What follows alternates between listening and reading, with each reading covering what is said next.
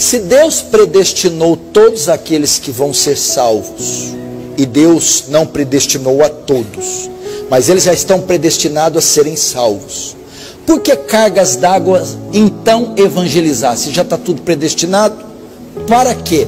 Isso não desmotiva o evangelismo? Ok. Essa pergunta sempre é levantada. Eu mesmo, quando eu comecei a estudar o calvinismo, eu levantava essas questões. Mas para que então evangelizar? Para que orar pela salvação das pessoas? Está tudo já estabelecido, tudo predestinado. Antes de tudo, quero dizer o seguinte: esse problema não é um problema só calvinista. Esse problema é um problema cristão. Não é um problema calvinista, é um problema cristão. Porque notem bem, os arminianos também acreditam que o futuro já está fixado. Os arminianos dizem o seguinte: que Deus escolheu porque Ele viu lá na frente quem iria crer. Ora, se o futuro já está fixado, e se já temos já estabelecido de antemão quem vai crer, e quem vai ser salvo, para que evangelizar? Para que orar por essas pessoas? Já está fixado o futuro ali, Deus já viu quem vai crer, eu não tenho que me preocupar com o evangelismo, porque aquela pessoa vai crer de um jeito ou de outro, porque o futuro já está fixado. Isso é ensinado pelo arminianismo. Então o problema da evangelização, do porquê evangelizar, não é um problema exclusivamente dos calvinistas. Esse problema é um problema também dos arminianos, pois eles creem num futuro fixo também. A resposta qual é? Qual é a resposta bíblica para isso? É muito simples. A Deus aprouve salvar os que creem pela loucura da pregação. Deus escolheu não somente as pessoas que Ele vai salvar, mas Ele escolheu também o método por meio do qual Ele vai salvar. Deus salva as pessoas por meio do anúncio da palavra. Ele decidiu que fosse assim.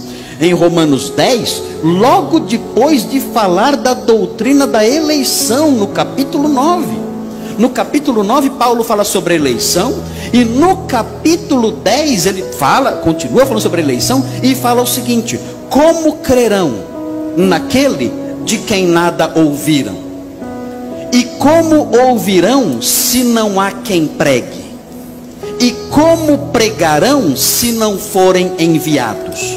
Então o apóstolo Paulo realça que a fé vem pelo ouvir, e o ouvir da palavra de Deus. Nós somos regenerados pela palavra incorruptível, conforme Pedro ensina. É assim que nós somos gerados. Então Deus, Ele decidiu alcançar os eleitos por meio do anúncio do evangelho. Então é por isso que nós evangelizamos. E aliás, a doutrina da eleição, ela serve para estimular a pregação. É só você ler o que está escrito em Atos 18. Em Atos 18 nós lemos a história do apóstolo Paulo, quando ele estava em Corinto.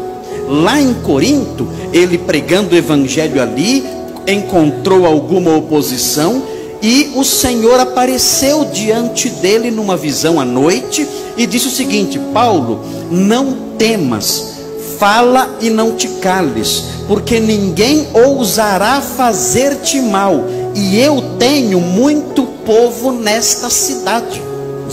Os eleitos, pessoas que não tinham se convertido ainda.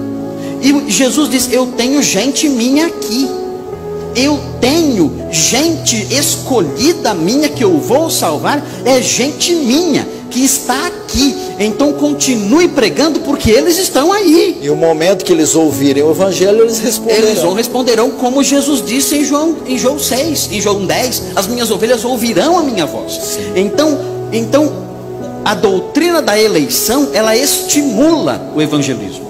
A pessoa chega num lugar, começa a pregar, ela fala: eu sei que Deus tem os seus eleitos aqui, eu vou então falar sem parar. E o evangelista